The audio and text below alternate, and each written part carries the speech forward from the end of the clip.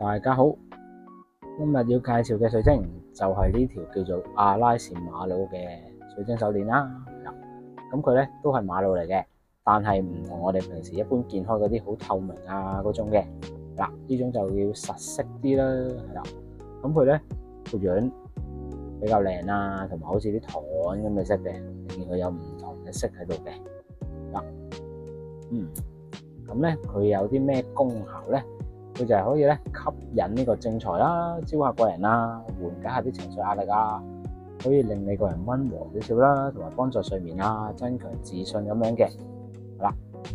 好啦，咁我哋而家去度一度佢幾多 mm 先啦。咁就大概係9.4度啦，9.39、9.4度啦。好啦，咁我哋戴埋上手俾大家望一望先。係啦，戴上手，佢嘅色幾靚嘅。雖然話多色，但係咧都比較低調嘅，唔會話好出嘅呢隻色，所以幾好嘅呢隻色，睇落都已經好減壓啦。好啦，咁如果中意我哋呢條片嘅，去 like 同 share 俾朋友啦。